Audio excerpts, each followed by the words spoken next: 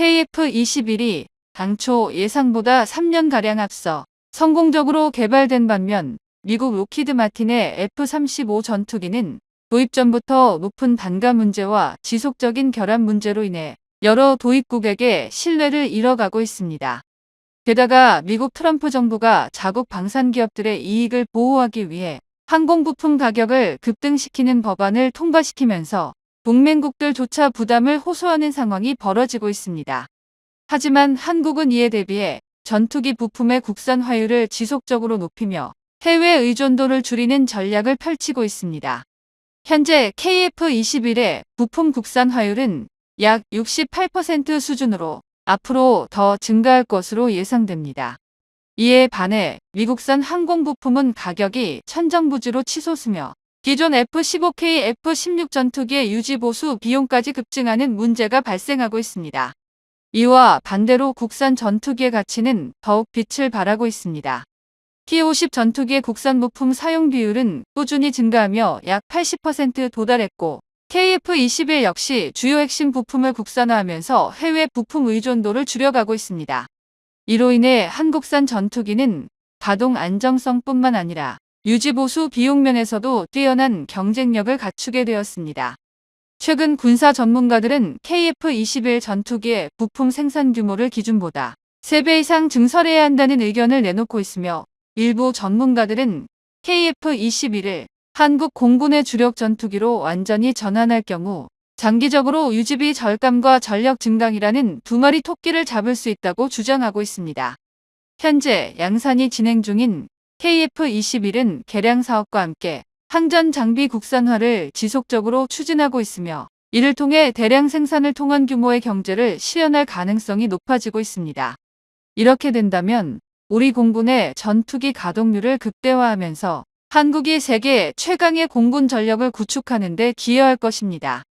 KF-21 보라매의 개발 성공으로 대한민국은 전자전 체계까지 독자적으로 개발하는 데 성공했습니다. 이에 따라 우리 기술진 사이에서는 F-15K, F-16의 전자전 체계도 국산화가 가능하다는 확신을 가지게 되었습니다. 이 모든 사업이 완료된다면 대한민국은 4.5세대와 5세대 이상의 전투기 300여 대를 보유하며 강력한 공군 전력을 확보하게 될 것입니다. 최근 한국 공군의 주력 전투기인 F-15K와 F-16 가동률 저하가 우려되고 있습니다. 특히 노후화된 F-4 전투기의 가동률은 2018년 74%, 2019년 72%, 2020년 69%로 점차 하락하며 목표 가동률이 75%에 미치지 못했습니다. 이러한 가동률 저하는 전투기 노후화와 부품 수급 문제 등 여러 요인에 기인합니다. 특히 F-15K의 경우 도입 후 약 20년이 지나면서 성능 개량의 필요성이 제기되고 있습니다. 현재 방위사업청은 2020년부터 약 3천억 원을 투입하여 항제밍 안테나, 키아 식별 장비, 연합전술 데이터 링크 성능 개량 사업을 진행 중이나 추가적인 성능 향상이 요구되고 있습니다. 또한 FA-50 경공격기의 성능 개량 필요성도 제기되고 있습니다. 현재 FA-50은 이스라엘 엘타-엘름-2B 레이더를 장착하고 있지만 공대공 무장은 유효 사거리가 7km인 AIM-9L만 사용하고 있어 적기를 100km 밖에서 탐지하도록 7km까지 접근해야 하는 한계가 있습니다. 이에 따라 A사 레이더와 신형 공대공 미사일을 탑재한 FA-50 블록이형과 같은 성능 개량이 필요하다는 지적이 있습니다. 이러한 문제를 해결하기 위해서는 전투기 성능 개량과 함께 국산 화율을 높이고 국내 방산업체의 역량을 강화하는 것이 필요합니다. 이를 통해 전투기 운용의 안정성을 확보하고 국가 안보를 더욱 견고히 할 수 있을 것입니다. 그러나 이제 대한민국은 직접 부품을 생산할 수 있는 전투기인 KF-21을 완성시키며 국산 전자전 장비 개발도 추진하고 있습니다. 전문가들은 KF-21 전투기에 통합 전자전 장비를 탑재하면 여러 문제를 동시에 해결할 수 있으며 KF-21 개량 사업이 본격화되면 경제적 규모를 확보할 수 있다고 분석하고 있습니다. 실제로 이러한 개발이 해외 수출까지 탄력을 받는 데 기여하고 있습니다. 현재 중동 국가들은 노후화된 전투기 교체를 진행하고 있으며 역사적으로 미국산 전투기를 도입해왔습니다. 그러나 최근 한국과 대규모 군사협력을 체결하면서 KF-21 전투기를 도입 후보로 검토하고 있습니다. 만약 한국산 전투기의 성능이 입증된다면 중동의 UAE와 사우디 공군이 이를 도입할 가능성이 높아지고 있습니다. UAE는 KF-21을 프랑스산 라팔 전투기와 대등한 성능을 가진 전투기로 평가하고 있으며 KF-21의 공대공 체계가 완전히 개발될 경우 라팔 전투기를 뛰어넘을 것이라는 전망도 나오고 있습니다. 뿐만 아니라 KF-21 블록 단계에서 스텔스 성능이 강화될 경우 주변국 대응에서 확실한 우위를 점할 수 있는 강력한 공군력을 갖출 것이라는 분석이 나오고 있습니다. UAE는 탄탄한 경제력과 군사 수요를 가진 국가로 한국에게 최적의 방산 파트너가 될 가능성이 높습니다.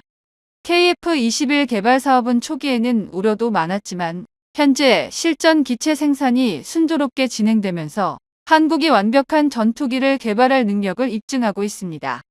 더욱이 한국이 독자적인 A사 레이더 기술까지 확보하면서 최근 유럽 방산업체 레오나르도가 한국과 협력을 요청한 것은 이러한 경쟁력을 더욱 뒷받침하는 사례라 할 수 있습니다. 최근 방산업계에 따르면 한화시스템은 레오나르도와 항공기용 레이더, 해외 수출 협력을 위한을 체결한 것으로 알려졌습니다. 이를 통해 한화시스템은 레이더 제품군을 확대하고 글로벌 수출 시장을 함께 개척해 나갈 계획입니다. A사 레이더는 현대 공중전에서 전투기의 생존성과 전투 능력을 좌우하는 핵심 기술로 공중 및 지상 표적 탐지와 추적 다중 임무 수행이 가능한 최첨단 장비입니다. 이제 한국은 일부 선진국만이 보유했던 최첨단 레이더 기술을 확보하며 한반도를 넘어 세계 방산 시장에서 독보적인 위치를 차지하고 있습니다.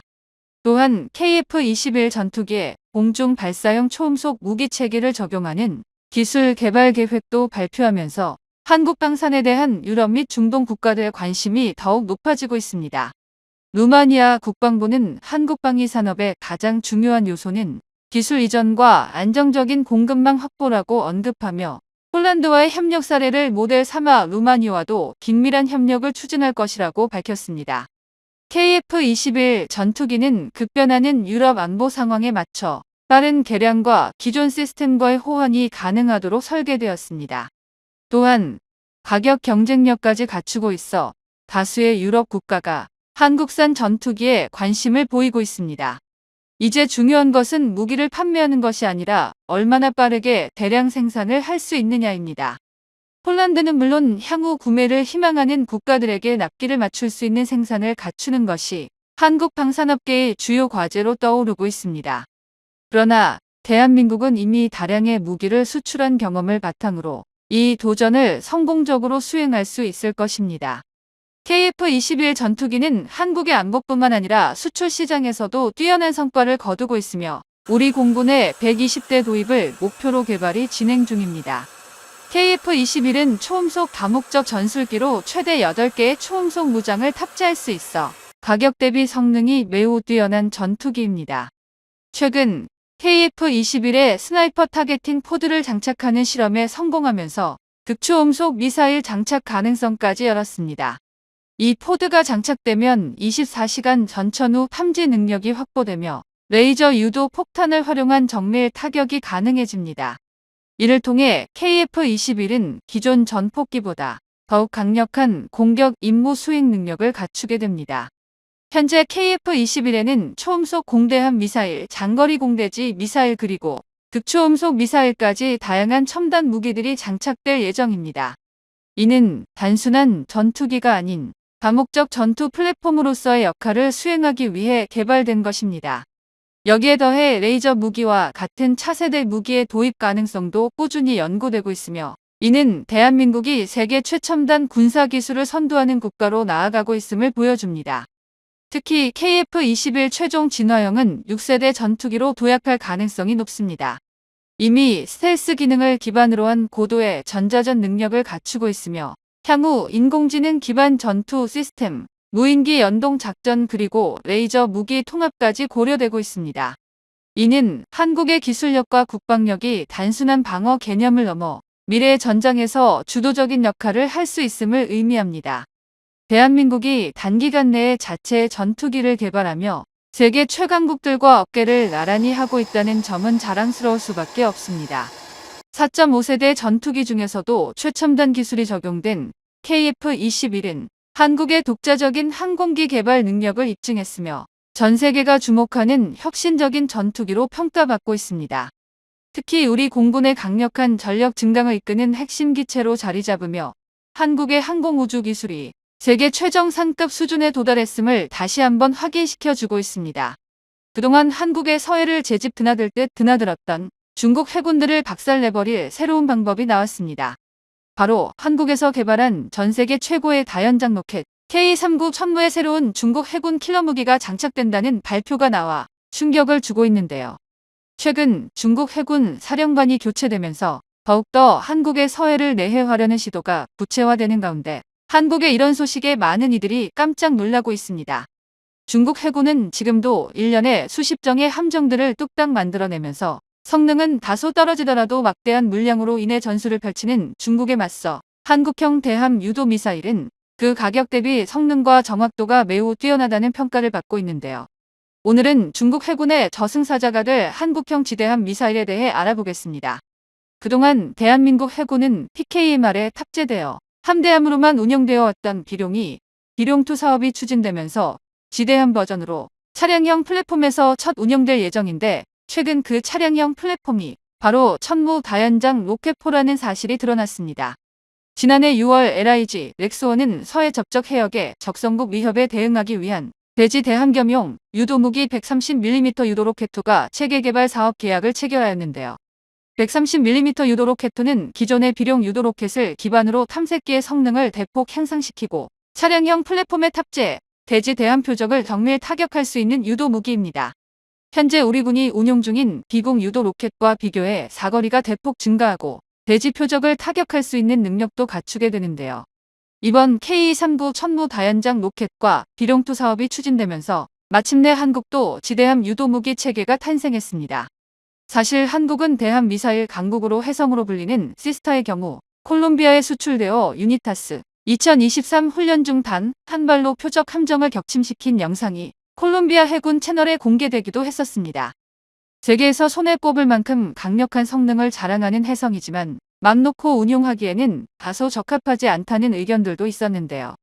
그 이유는 가격 때문인데 북한과 중국의 소형 고속정 그리고 해상 민병대의 불법 어선들을 상대로 사용하기에는 비싼 가격과 과무장이라는 평가가 있었기 때문입니다. 혜성과 같은 중거리 대함미사일은 한 발당 가격이 20억 원에 달하기에 소형함에 쓰기에는 아까운 점이 있기 때문인데요. 게다가 탑재량도 한 척에 8발에 불과해 중국의 인해 전술에 맞는 막대한 물량을 감당하기에는 부족한 게 현실이었습니다. 이에 우리 군은 전장 10m 이하 40노트 이상으로 회피 기동하는 침투정에 대한 지속 유도와 정밀 유도가 가능한 스파이크 엔소스급 대함미사일의 개발을 업체에 요구했고 이에 개발된 비룡의 경우 속도 마하2, 중간 유도는 GNSS의 INS, 무선 링크의 종말 유도는 적외선 시커를 사용하면서 반철갑형 탄도와 지연신관 장착으로 한 발의 명중으로도 200톤급 이하는 전투 불능 수준의 피해를 입힐 수 있는 미사일 개발이 착수되었는데요. 그리고 이번에 개발될 비룡2는 기존 대비 가격이 저렴하고 속도와 위력 사거리가 모두 증가한 성능으로 개발 중인 겁니다. 이에 미국의 군사 언론에서 K-39 천무 다연장 로켓에 대해 주목하고 있는데요. K-39 천무 로켓포 시스템에 대해 더 흥미로운 것은 비용 효율적인 해양 방어 시스템으로 기존 한국의 미사일에서 개량형 130mm 유도 로켓을 사용하여 소형 선박에 대응하는 것에 초점을 맞추고 있다는 점입니다. 모든 소형선의 하푼이나 시스타 또는 초음속 순환 미사일을 발사할 수는 없기 때문인데요. 하지만 로켓 모듈을 K-39의 차체에 탑재하는 것만으로도 한국은 억제력을 가질 수 있게 되었다고 했습니다. 130mm 유도 로켓2 프로그램의 미사일은 원래 130mm 미사일에 비해 사거리와 시커 성능이 향상되었고 239mm 천무미사일과 미국 GMRS 미사일은 사용하기에 상당히 비싸기에 이러한 비용 효율적인 시스템은 소형 선박에 대항하는 실용적인 솔루션을 제공하여 중국과 분쟁을 벌이고 있는 남중국해 국가들에게도 대거 수출될 가능성이 있다라고 했는데요. 말 그대로 중국의 소형선에 130mm 유도 로켓을 장착한 천무는 성능이나 가격 면에서 저승사자나 마찬가지란 소리인데 한국은 미사일에 진심인 국가인 만큼 여기서 멈추지 않고 개발을 이어가고 있습니다. 비룡2의 체계 개발을 맡은 LIG 넥스원은 천궁과 현궁, 해성 등을 개발하면서 국내 최고의 유도 미사일 명가로 알려져 있는데, 특히 지난 26일 국방부에서 공개된 화제의 영상 천무 239mm 유도 미사일 사격에서도 LIG 넥스원의 우수한 유도 능력을 엿볼 수 있었는데요. K-39 천무의 고폭 유도탄은 위성항법 시스템과 관성항법 시스템을 탑재하고 있어 표적지의 탄착 오차가 15m에 불과합니다. 바로 이 유도체의 핵심 부분인 제어부와 유도탄용 부품을 LIG 넥스원에서 공급하고 있는데요. 공개된 천무 미사일의 탄착 영상을 살펴보면 발사된 6발이 연속으로 같은 곳을 향해 정확히 타격하는 것을 볼 수 있는데요.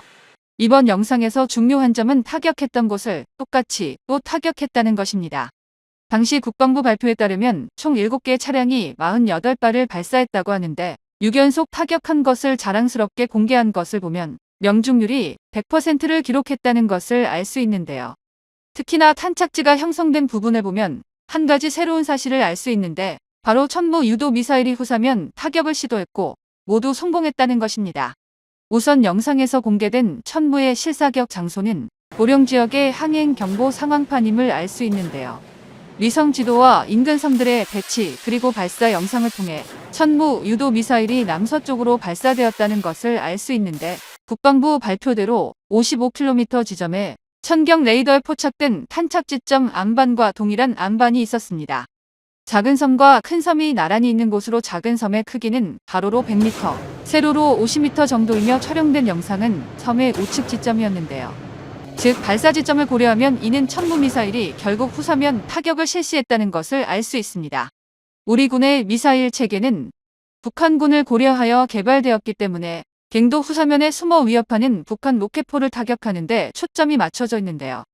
후사면 타격은 목표물의 후방 즉 비교적 은밀하고 방어가 덜 된 부분을 정확히 타격하는 것을 목표로 함으로 더 정밀하고 복잡한 유도 시스템이 요구되고, 이에 자연스럽게 한국의 유도 미사일의 성능 또한 발전해 왔습니다. 특히나 이번 천무 미사일 훈련이 실시된 곳이 충남 보령이라는 것도 큰 의미가 있는데요. 보령에서 서해 지역으로 미사일을 발사했다는 것은 중국 해군에 대한 억제력을 키우고 있다는 것을 반증하기 때문입니다. 즉, 한국 유도 미사일의 우수한 유도 능력과 정확도의 입증과 이로써 한국이 개발하고 있는 천무 탑재형 130mm 유도 미사일은 서해에서 활개치고 있는 중국 해상 민병대 및 북해 함대 함정들을 상대로 상당한 대응력을 갖게 된다는 것을 뜻하는데요. 천무 탑재형 대함 미사일의 개발은 중국 북해 함대의 새로운 계획에 있는 큰 걸림돌이 될 예정입니다. 현재 중국 불법 어선들이 우리 바다까지 들어와 조업하는 것은 너무나 일상화되어 있는데요. 이들은 심지어 어선과 어민으로 위장한 해상 민병대로 약 30만 명이 조직하고 무장까지 완료한 것으로 알려졌습니다. 한국의 비룡2 지대함 미사일의 개발 사업은 이들을 견제하기에 제격이라고 할 수 있습니다.